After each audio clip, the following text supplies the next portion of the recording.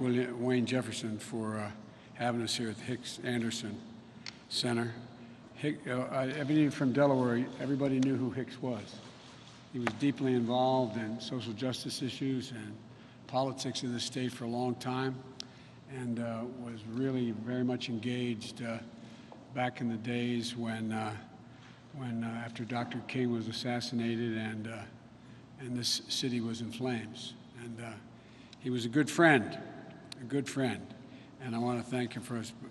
I used to work over in the East Side, and I got to know Hicks very well because he did a lot of work over there as well. And folks here at this center, as Wayne will tell you, are doing God's work. This community center gives people hope and a place to belong. I saw hope as a senator when, as I said, I watched my son, the Attorney General of Delaware, Beau Biden. He would attend Mass at Sacred Heart just up the street here, and then he'd walk here with his notebook in hand in his pocket and sit around for the better part of the day and see if he could find ways to help and see what they may need or not need.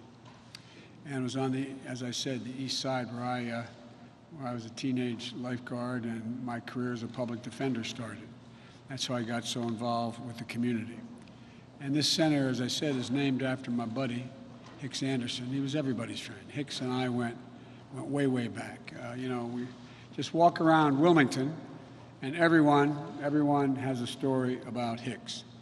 How he cared, how he always was there for you, and how he built a wonderful family, including twin sons who gave back so much to this community and continue to do. They served in the United States Army, and now they're serving jointly as the poet laureates of the state of Delaware. And Nnamdi is a state representative, and Hicks and his family and everyone else at this center embody the defining story of America.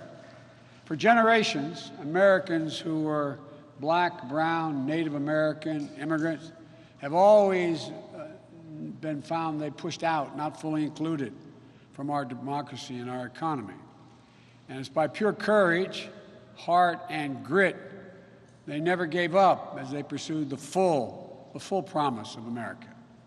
That's the story of the people of this community and of this country. That's why I couldn't think of a more meaningful place to talk about my Build Back Better economic agenda. A bold, practical plan that's going to help build a stronger and a more just and sustainable economy for everybody this time included. And it's a story of two civil rights heroes we lost last week. One who showed us the way forward, each of them their separate ways. Reverend C.T. Vivian, who faced down drownings, beatings, and his comment was, you can't turn your back upon the idea of justice. Enormous courage. And my friend, an American hero, Congressman John Lewis, who crossed the Edmund Pettus Bridge one last time on Sunday, who once said, freedom is not a state, it's an act. I've been over the bridge twice, once with him, and I thought I knew a lot about it. Until you walk that bridge, and some of you have done it, and you get to the crest of the bridge, the first time you can see down the other side. When I walked over with him a couple years ago, I thought to myself, what in God's name did it take in terms of internal fortitude, courage, to walk down there seeing those folks with clubs and on horses, waiting at the bottom of the bridge with no way back. I spoke to John just before he died. He was on his deathbed, and they said he could talk, he wanted to talk. Instead of answering my concerns for him, he asked about me. He asked about us. He asked that we stay focused on the work left undone to heal this nation, to remain undaunted by the public health crisis and the economic crisis, taking the blinders off in this crisis and showed the systemic racism for what it is that plagues this nation. People have seen now. Those people allowed them to shelter in place.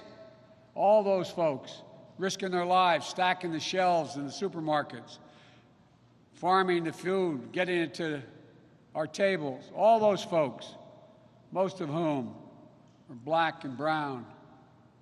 One thing the Senate and the President can do right away is pass the bill to restore the Voting Rights Act. Just yesterday, it was renamed in the Congress in memory of John Lewis.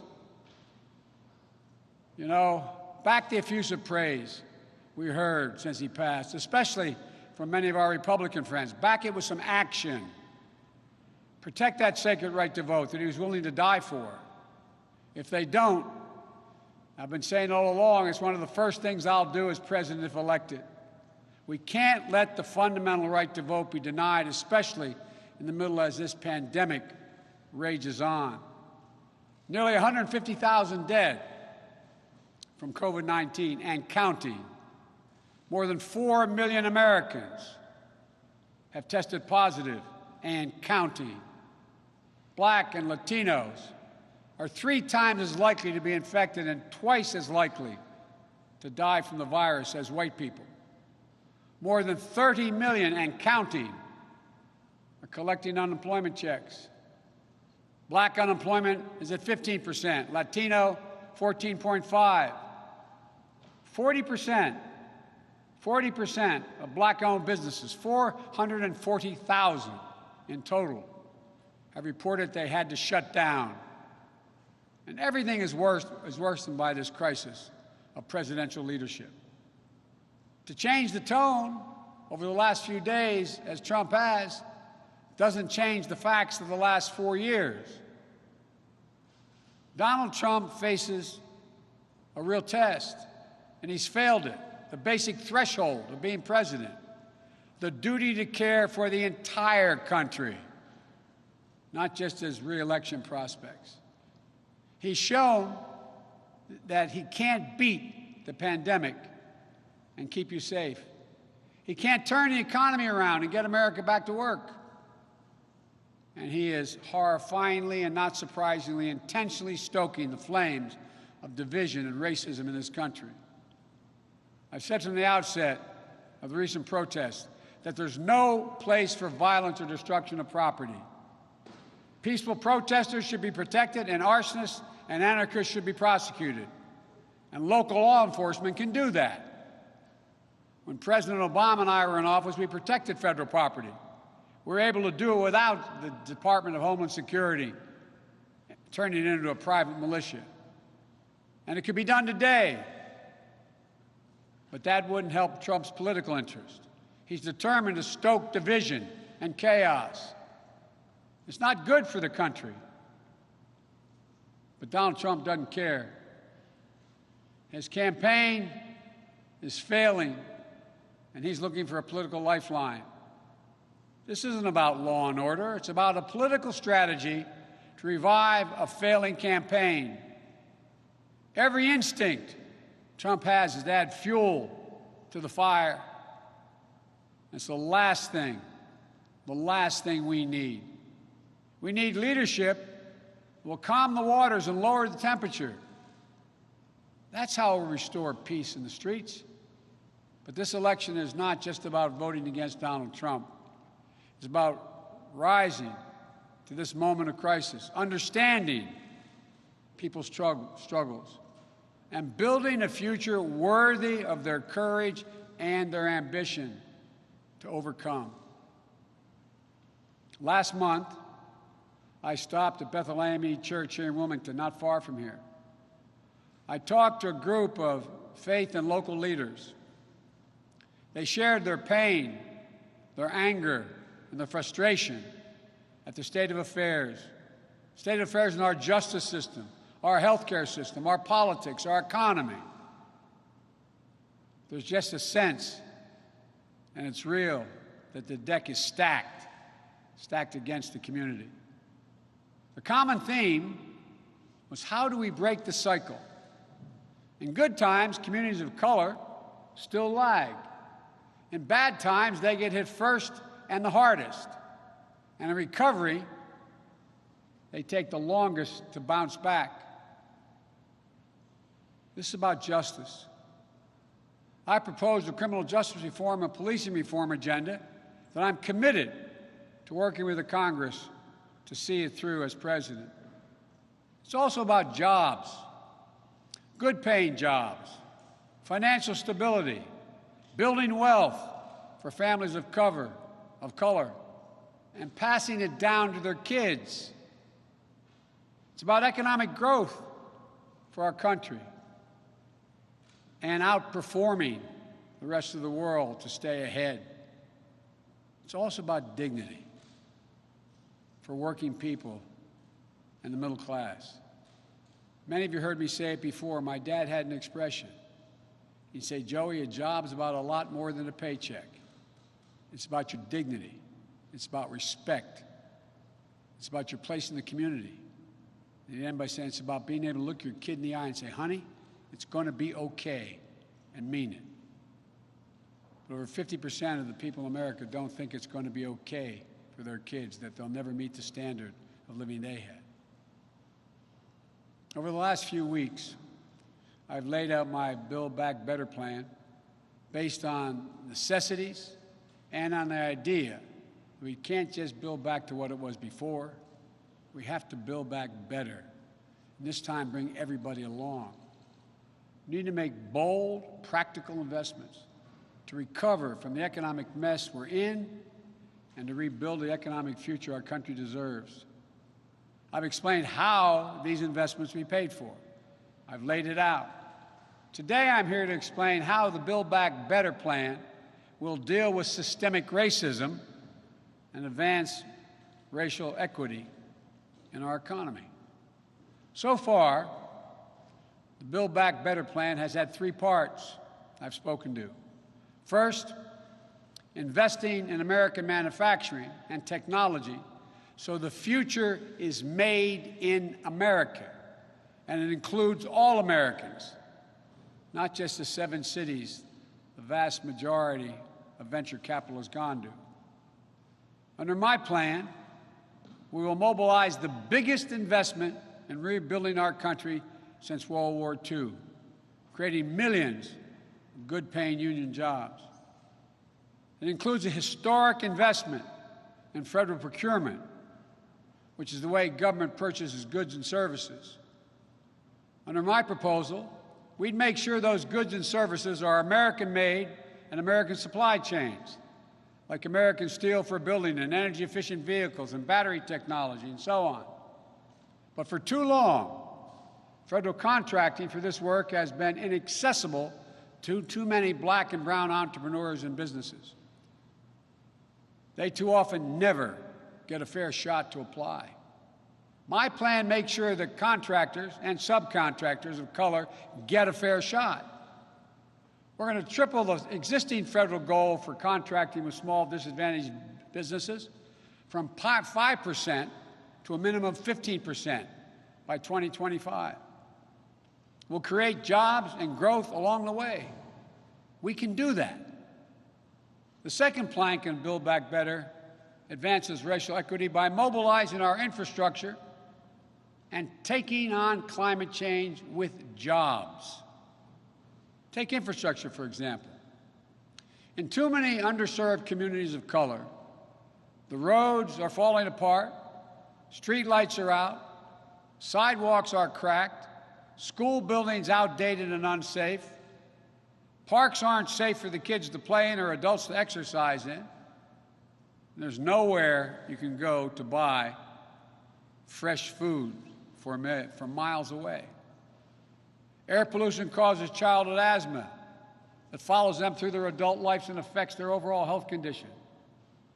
Abandoned homes crush property values and diminish the quality of life in the neighborhoods they exist. But notwithstanding these systematic barriers, look at the energy, pride, and achievement of communities of color. Just imagine if we could truly unleash their full potential. My Build Back Better plan would make sure families in these communities are the ones who benefit from the hundreds of billions of dollars in federal investment, taxpayer dollars that have already have to be invested by the administration in purchasing things, to rebuild roads, fill those cracks in the sidewalks, instill broadband, close the digital divide, create spaces to live and work and play safely, where you can drink clean water, breathe clean air, and shop at a nearby grocery store with a fresh stock of healthy food. We can't rebuild our economy and meet this climate crisis unless we create opportunities for people to build their own communities. This is about jobs. It's also about dignity. It's about pride. I'm confident we can do this. The third plank of my Build Back Better investment is in caregivers who take care of our loved ones and our kids. If we truly want to reward the work in this country, we have to ease the financial burdens of care that families are carrying. We have to elevate the compassion, benefits, and dignity of caregiver workers and early childhood educators. Families are squeezed emotionally and financially trying to raise their kids and care for their parents or loved ones living with a disability. My guess is that some of you have been through that with a parent who's ill and can't take care of themselves. You have to make the choice of going to work or staying home and take care of them because the cost is so incredible. Or a young child under the age of 5 figuring out how you pay for it. I was a single parent for 5 years with a lot of help. And I had a good salary. I was making $42,000 a year. Without my family, I couldn't have done it. They need help, but often they can't afford it. And the professional caregivers out there, home health workers, child care workers, who are often women of color, and immigrants, are too often underpaid, underseen, and undervalued. But these are things we can do right now to ease the burden. My plan would clear the waiting list that exists now of 800,000 people who are eligible for home and community care for a loved one through Medicaid, who've signed up but are waiting. 800,000. My plan would make sure every 3- and 4-year-old child gets access to free, high-quality preschool, like students have at this center, what I do with Title I schools. And low- and middle-income families won't spend more than 7% of their income on child care for children under the age of 5. The most hard-pressed working families won't have to spend a dime because it'll be free. My plan would pay and support our caregivers, who overwhelmingly, as I said, are women of color. This plan to help workers, especially those without college degrees, gain new skills in good-paying industries like healthcare, and provides a pathway to advance their careers. For example, a home health care worker under this plan will have access to training needed to become an EMT or a nurse or physician's assistant. We won't just put millions of Americans to work in new care and early childhood education jobs. We'll also free up millions more to rejoin the paid workforce. Studies indicate at least 2 million additional jobs will be created and more economic growth for our nation. And the economy as a whole will grow. We can do this. Today, I'm laying out a fourth part of my Build Back Better plan, advancing racial equity across the American economy, not just part of the other pillar of Build Back Better, but this is in its own right. To start, we create a new Small Business Opportunity Fund. It dramatically expands on the successful Obama-Biden initiative that generated more than $5 billion and $5 in private equity for every $1 in public investment in a small business, particularly in hard-pressed areas. We're going to take $30 billion of our Made in America investment, I announced earlier this year, and put it into this fund. It will allow the expanded federal support for the most effective state, local, and nonprofit programs to provide venture capital and financing for minority business owners and communities in need. It will also allow us to support community development banks that have a proven record of investing in minority small businesses. That $30 billion is estimated to leverage $150 billion in new financing and equity for more Black and brown small businesses. So our Small Business Opportunity Fund supports an investment in a small manufacturer of color seeking to commercialize a new technology, for example. That helps the manufacturer get started. Then private investors, we know, notice the promise of that business and invest their private dollars as well.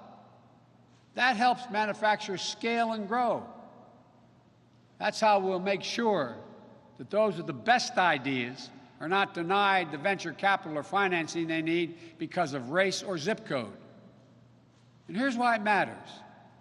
Right now, we're in the midst of one of the greatest threats to small businesses our country has ever seen. What Donald Trump doing about it? Well, he's given big banks the green light to loan millions of dollars that they're covered for by the federal government and make millions of dollars in fees by favoring their most well-off and well-connected clients while shutting the door on smaller Black and brown business without these connections. You all remember, some of you covered when I first laid out what I thought needed to be done in the first recovery plan put forward by the Congress. I said we should use, the President should use the authority he has under the Defense Production Act to force big banks to have to lend to small businesses. They're guaranteed the loan.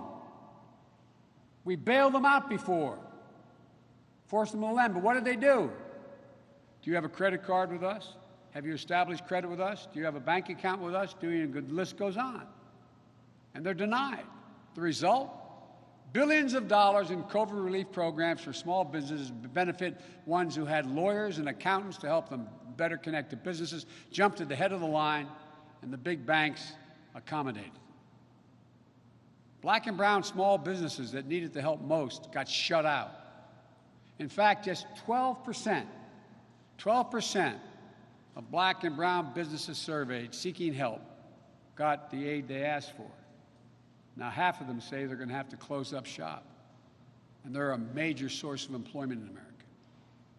Our economy can't afford for them to close. Their families can't afford for them to close. Under my plan, 50% of emergency small business relief would be reserved for the smallest businesses of 50 or fewer employers. Right now, we're talking 500. They are small business compared to the Fortune 500, but do you think most people think the neighborhood stores at 500 employees are small business? Ride down the main streets of so many small towns around America and big towns and see them shuttered. This would help minority-owned business get life-saving loans before the well-connected businesses jump to the head of the line. But removing the barriers for Black and brown entrepreneurs to start and grow businesses is only one of many things we have to do to close the racial wealth gap in this nation. Expanding Black and brown home ownership is another. Today, American cities, there are a number where about 75% of white Americans own their homes. Only 25% of Black and brown citizens or blacks, I should, own their homes.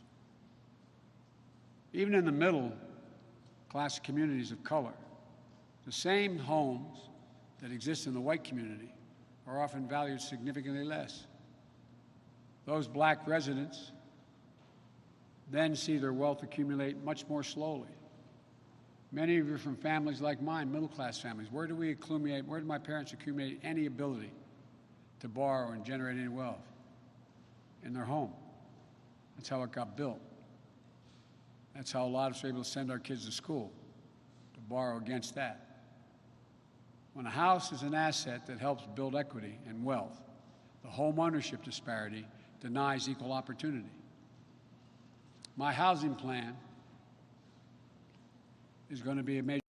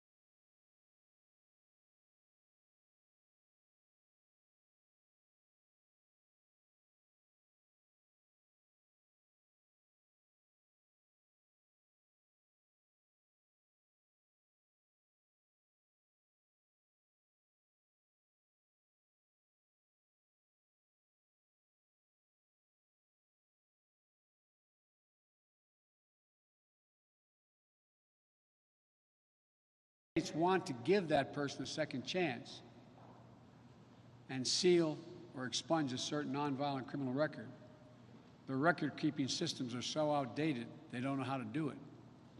It's paper spread across different courthouses. Under my plan, if a state decides it wants to implement an automated system for the sealing and expunging of certain nonviolent criminal records, if the state chooses to do that, the federal government will help put together the process and allow them the money to be able to know how to organize to do that, organize their system. That's what racial equity in our economy looks like. Here's another step we're going to take under my Build Back Better plan to fully include more people into the deal. We're going to strengthen the Federal Reserve's focus on racial economic equity. The Fed has a profound impact on our economy. Most people wouldn't even think the Fed has anything to do with this. Its existing mandate promotes maximum employment and stable prices. Under my plan, I believe the Fed should add to that responsibility and aggressively target persistent racial gaps in jobs, wages, and wealth, revise its hiring and employment practices, and achieve greater diversity at all levels of that institution, including diverse nominees for the Board of Governors and the regional federal banks. So when the chairman of the Federal Reserve provides a report on the health of our economy, we'll know if the economy is helping everybody.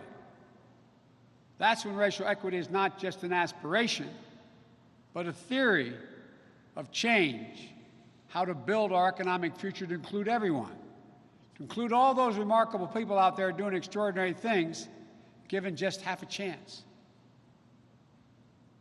I met a couple, they're in here somewhere. Marquivas, where are you? See that young man right there? I hope I'm not embarrassing you, and his lovely wife. Marquivas, who I just met backstage, his mom and dad never went to college. And he was 12 when someone handed him an old laptop computer. He took it apart, put it back together. It changed his life. At 17, he got certified to become an IT systems specialist. He went to college, studied abroad, came back home, seen the digital divide in his community. And he started a business getting computers to folks. He's now 22, married with a little baby and expecting another. And he has 7 employees. His goal is to teach people how to repair and recycle computers and create a workforce development program to get them trained for good-paying IT jobs. Pretty incredible. He's incredible.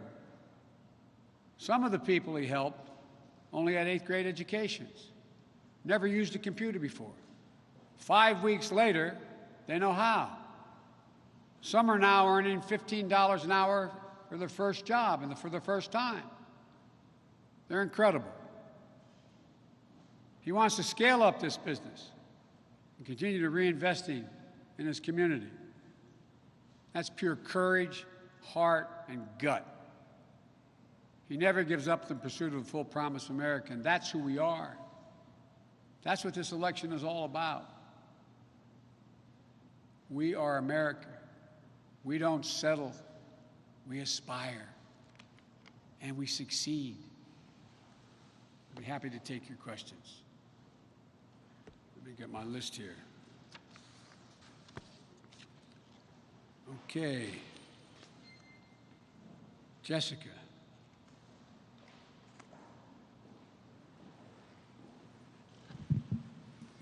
Mr. Vice President, I want to talk a little bit about your VP pick. We're narrowing in on the time frame that you had identified as when you would make your announcement. Are you still targeting early August? And how many of these people, how many finalists do you have, and are you going to be able to meet with them in person because of COVID? I'm going to try to figure out how to trick you all so I can meet with them in person.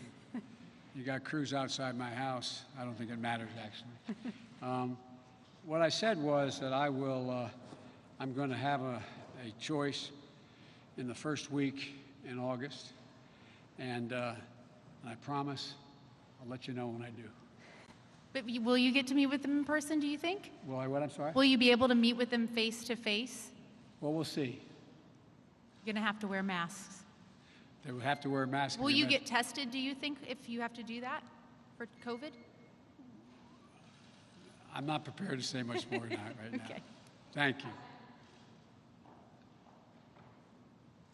All right. I'm supposed to call on people, right? Okay. Mary Bruce, ABC. Thank you, Mr. Vice President. This pandemic is taking a terrible toll on American lives and also the economy. But are there specific states right now that you think should halt their reopenings and roll things back? And if so, which states? Well, I'm not going to comment on every state, but any state where the rate is more than 1-to-1 here should be, in fact, rolling back. Look, from the beginning, in my view, the president has given us a false choice. He said that we have to get back to work and also deal with COVID. You can't get this country going again unless you get COVID under control.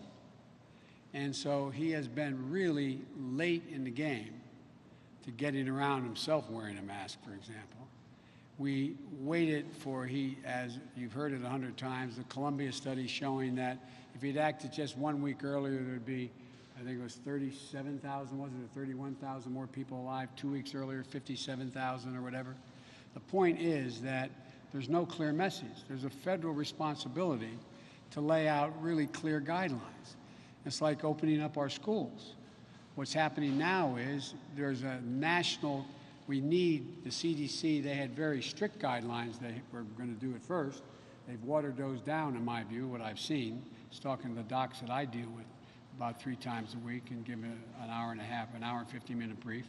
And so I think that what's happening now is even in the states where it's about, freedom versus physical safety of your neighbor and communication of the virus. Even in those states, they're now locking down. And they're locking down counties which have high returns on testing. And the president says his answer was, we'll stop testing, so we're not going to know, okay? We won't know who has the virus. I think it's really important. And here it takes me into what the next stage of this is. As you know, I know you covered this a lot. I called a long time ago, a meeting in several months, that we should be putting together right now, and we should be providing about $25 billion to do it, to make sure that we have a detailed plan once a vaccine is in fact found, God willing, sooner than later, to be able to be distributed to all America and anything beyond that. And it's really a difficult logistical thing to do. Where's the planning to do that? We said the same thing about testing and tracing. We still don't have enough tests. We still not have the capacity to trace. And so it really, really, I pray the president, in fact, takes advantage of the prospect of getting a vaccine just before, just after the first of the year, so we're able to distribute it and do it in a way that deals with every part of America. But there's been no planning that I can see. And to be clear, have you been tested yet? No, I have not. Thank you. Thank you. All right. Greg Anderson, Delaware State News.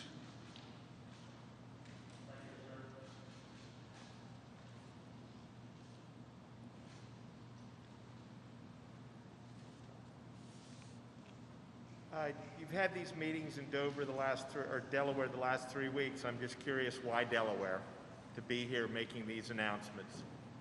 Because I'm home. This is my home.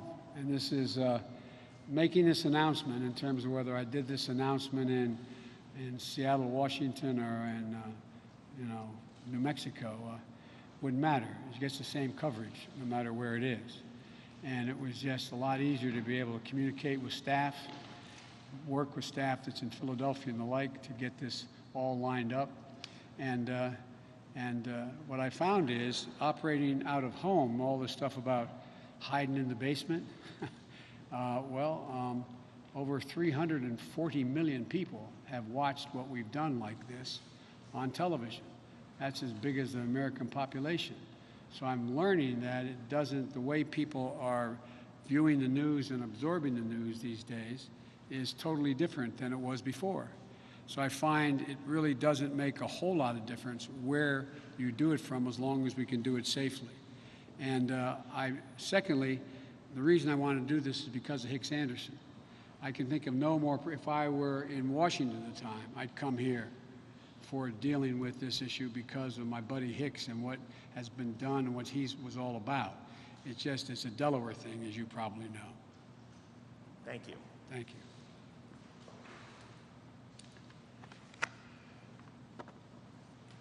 Okay, Mike.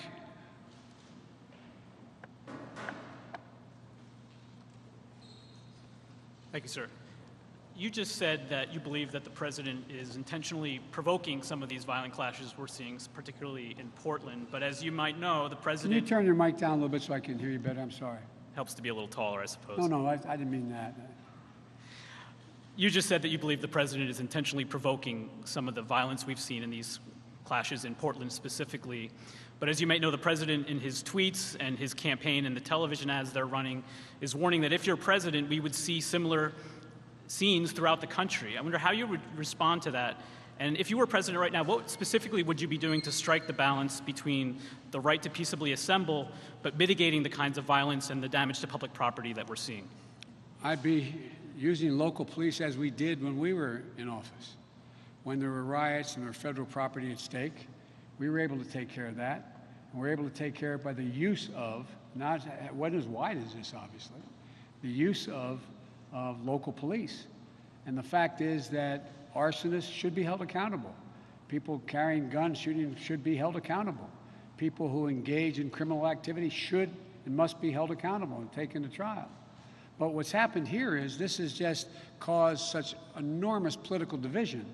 And it's all about being able to, you see some of the ads. You know, you see cities burning, call 911, Biden is, you know, and they have my picture in the background, you know, and if it's a rape, dial 1, if it's anything else, it's going to take 7 days. I mean, come on. That is all about trying to come up with a bizarre law and order 2020 campaign thing to try to scare the devil out of the American people. And what's happened is, it has, look, Mike, when the president decided he had to walk across from the White House to a group of peaceful demonstrators, to an Episcopal church to hold a Bible upside down, which I don't know how often he reads, and he used the military to do that. Did you ever think you'd see a chairman of the Joint Chiefs of Staff apologizing to the nation for participating in that? Did you ever think you'd see 4 former chiefs of staff talk about how everything is about dividing the country? That wasn't about being able to walk across and hold up the Bible. That wasn't about the church burning or being burned. It was about, as his own people said, his own commander, it was about dividing the country, preying on it. When you have a president who, in almost the same day, the state of Mississippi takes the Confederate flag off of their flag, and he's defending the Confederate flag, and it's just a matter of heritage, and why isn't it still being flown or something to that effect at NASCAR, and why things are down? This is about division. This is about trying to split the country. And so far, thank God, the American people aren't having any of it. Over 70% of the people in the country thinking the protesters would you ever think you'd see 70% of the people saying Black Lives Matter? Because they see what happens. And they're not buying onto this racial division. That's what he's done from the very beginning. As you've heard me say, coming down an escalator today, he announced he's going to get rid of those Mexican rapists and judges. I mean, this is... So, Mike, I don't think you need to do that, but I think we do need to hold those who violate the law accountable. you should never let what's done in a march for equal rights overcome what the reason for the march is. And that's what these folks are doing. And they should be arrested, found, arrested, and tried. And sir, if I can, as you finish the rollout of your economic plan, during the course of the primaries, you were critical of some of your Democratic opponents for putting forward plans that you thought were too expensive and not realistic in terms of getting passed. I wonder if you can, you're now proposing nearly $3 trillion as part of this, in spending as part of this economic plan. Can you describe your evolution in terms of what you view as achievable if you're elected and sworn in as president? I think there's a big difference between saying, figuratively speaking, no one can be a millionaire, it's a bad thing, saying that we are going to provide a medical plan that costs $30 trillion or $32 trillion, and being able to think you could get it passed. And being able to pass in this environment legislation that the circumstances have demonstrated is needed to solve real problems. For example, the idea that we can continue to be in a circumstance where we reward companies for government contractors for going overseas to make their products, that we can continue to provide tax breaks for that effort. When we find we come up short with everything from reagents or nasal swabs to not being able to provide for the kinds of steel we need to do certain things in American ships and the like, is totally different than that. What we're talking about is using federal dollars that have already been appropriated to focus them on building things that make us and increase our independence, so we don't have to rely on anyone else for whether it's cybersecurity and cyber information, or whether or not it is steel to make the banisters on our destroyers. We, in fact, should be able to do that, those things that are necessary, that we have the capacity to do at home, do them at home. It's not industrial planning. It's the things that only the United States government can do. For example, the same thing with regard to my whole plan relative to the environment. We, in fact, are the only outfit. Companies aren't going to come along and go spend $1 trillion on infrastructure, rebuild highways, bridges that are causing people to die when they collapse and they're still unsafe, making sure ports are accessible and ships can get in and out and unload their cargo. It's that. The government does that. And when the government does that, the government should be, in fact, insisting that, using that taxpayer dollars, we are buying the product from an American manufacturer made in America, employing American workers, getting a decent wage. And that's not industrial policy. It's the things the government does anyway. Just like you've heard me say before. The President of the United States, and if I'm president, I'm going to inherit the largest auto and truck fleet in the world, owned by the taxpayers. Well, what do you think we should do? Well, I think what we should be doing is making sure we end up owning the electrical vehicle market. So what I'm going to do is move to make sure all those vehicles become carbon neutral, building 550,000 charging stations up and down federally built highways and controlled highways, generating the kind of growth, union wages that can provide good jobs for people and bring everybody along. So it is very different than saying we're going to go out and find another $38 trillion and get that passed in a Congress where you didn't have the support to get it. I predict you'll find that I get significant support, particularly if I think is going to happen. I think we're going to take back the United States Senate. And again, we're just spending the dollars that are already appropriated in many cases and how we spend them. Thank you, sir.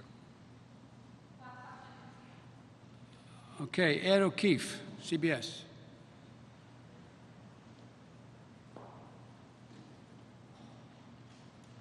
Thank you, sir. I'll take this off. You alluded to this in your remarks, and I bring it up because polling is bearing this out a little bit. But are you running against President Trump or for President and for Joe Biden? In other words, you alluded to this, but a lot of voters seem to think or are saying that their support hinges on the fact that you're not the president. So why perhaps should they be voting for you and not just against the president? That's why I'm laying out these detailed plans. Look, I'm running because Trump is the president. And I think our democracy is at stake for real. And what seems to be the case is many Americans, those who don't like me and those who do, view me as the antithesis of Trump. And I believe that I am. And when I announced, I said I was running because I thought it was essential to restore basic decency, the soul of America. But I really meant it. It wasn't, remember I got criticized early on for saying that. Now everybody's talking about the soul of America, decency, honor, respect. The second reason I said I was running is because even back when people were talking about how well the economy was moving, I thought the middle class was still getting crushed and working class folks were hurting badly. All this talk about how happy they were. I didn't see any numbers showing they were so happy because people were getting paid badly. Corporate America was overreaching in terms of who they felt they had an obligation to deal with at all. And thirdly, the thing I got most criticized for, and understandably, was I said we have to unite America. And they said, well, that's just a pipe dream. You used to be able to do that, Joe, but everything's changed. Well, if we can't unite America, we're gone. We're dead. Democracy's dead. It requires consensus. That's not hyperbole. It requires consensus. And that's why I used to be sometimes critical when people stand in the debates. They say, I'm going to by executive order do the following. Well, that's Trump. He doesn't have the authority to do half of what he's doing by executive order. That is not democracy. And so what I hope, the good news, I think, is the bad news based on all the million polls that have been done by your network and everybody else, is the good news is the bad news. People know me. They know me warts and all. And the reason why I'm running is because I think I have two qualities at this moment that aren't always the most relevant qualities needed in a president. It changes. Every election is different. One is that I know a fair amount about American foreign policy, and I have relations all over the world. And those who don't like me respect me, and those who do like me respect me. I know how to get things done internationally. Doesn't mean I can solve every problem, but I understand the national security and intelligence issues. That's what I've done my whole life. Trump has no notion of it. None. Think of how he talks about Putin. My God. And he talks to him privately and says he's not going to tell you whether he raised the fact that Putin's paying the Taliban. Number one. Number two, I have been relatively good at bringing people together in the United States Congress and politically. It's going to be a lot harder. Things have changed. A lot harder. But depending on the outcome of the election, in terms of the Senate and House races, it could become very much within reach. Because, and I'll say it again, I've never questioned anybody's motive. I've never lied to a political opponent and misled them. Even when I was in the Senate and I'd say, I need your vote on this, but I got to tell you, you vote for it, this part of your constituency is going to be mad at you. I've never misled anybody. I don't expect anybody to voluntarily agree to be in the second editions of Profiles in Courage. I try to recognize the limits of where they can go and still find a principled compromise. And so there are the two things that I think we very badly need now.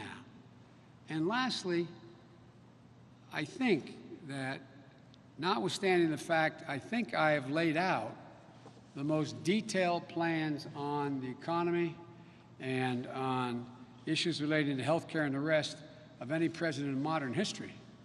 I mean, it's awful detail. If I'm elected and this passes, I'm going to be good to go down as one of the most progressive presidents in American history. But none of the things I'm talking about are inconsistent with a free market. They're not inconsistent with capitalism, but they require certain safeguards. Just like, you know, that old thing, you know, it took a capitalist to save capitalism. Well, you know, I think there's a lot that we can get done and will get done. And that's why, last thing I'll say, remember I was criticized by saying I'm going to campaign in states for senators and House members or states that I'm not likely to be able to win. Because what everything shows, and you know this inside out and backwards, all of you do, that when the National Party doesn't invest in areas where there's a tight race, it hurts the local officials up and down the list.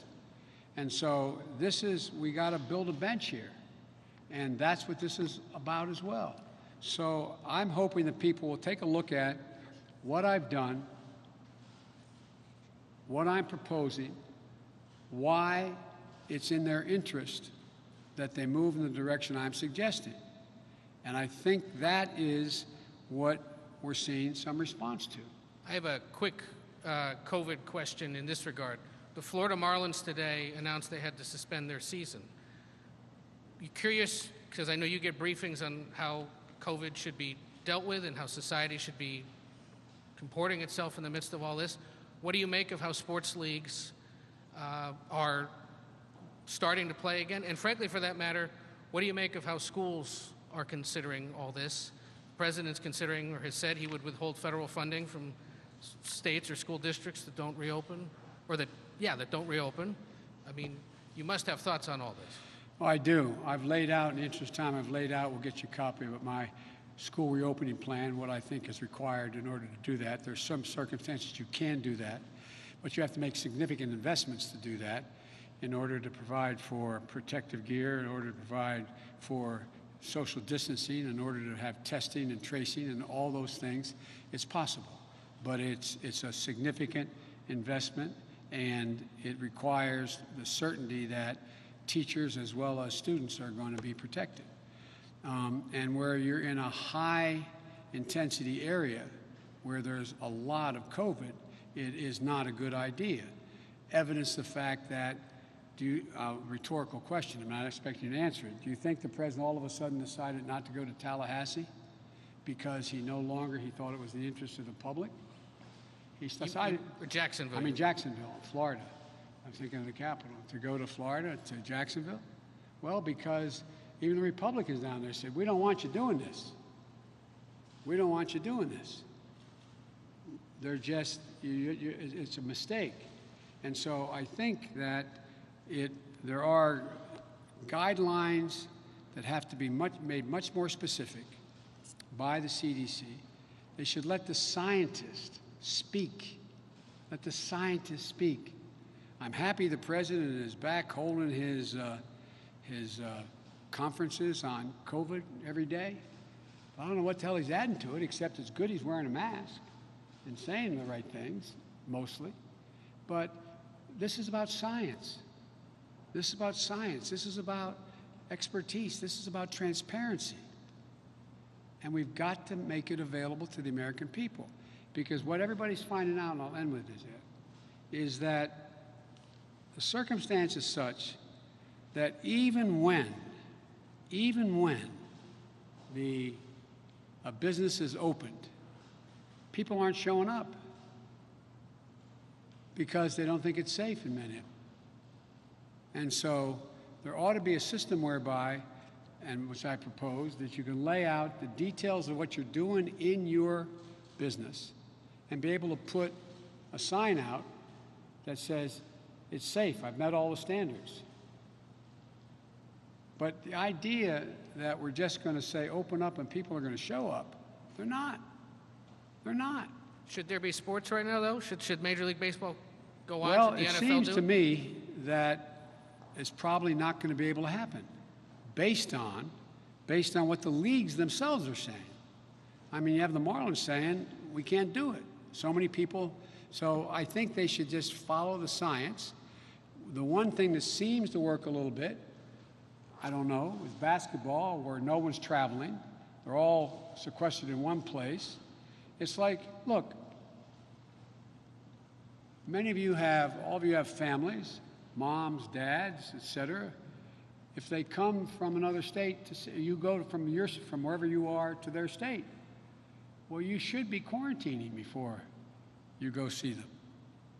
Up to 12 days. Think about it. The United States of America, you can't travel to a whole hell of a lot of European countries. You can't get in a plane and go there. Don't come. You're a danger to us. It's because we're not following the science. And there's very little transparency of what's going on. But I have confidence at the end of the day, when you have a lot of football players turning down $8-10 million a year and say, I'm not going to take the risk of playing, you got to listen. You got to listen. So I'm not going to opine on every sport, but it seems to me that when you have to travel, when you have to be in hotel rooms or places that are different than you've been the day before, when you are in a position where you're going into an area where there is a high concentration of the spread of COVID, all those things add up to a real problem. And we're not going to really overcome that till we follow the science and get a vaccine. But I want to say it again, I'm going to keep saying it.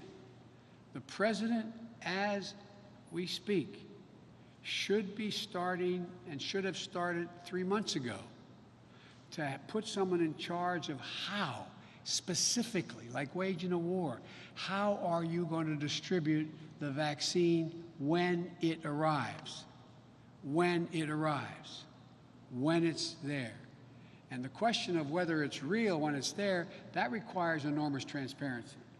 You got to make all of it available to other experts across the nation so they can look and see.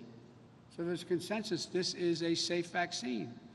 Because already you have what percentage of the American people saying if the vaccine were there tomorrow, they wouldn't take it. And it's not the usual anti-vaccine crowd. It's beyond that. Because people are losing faith in what the president says. Think about it.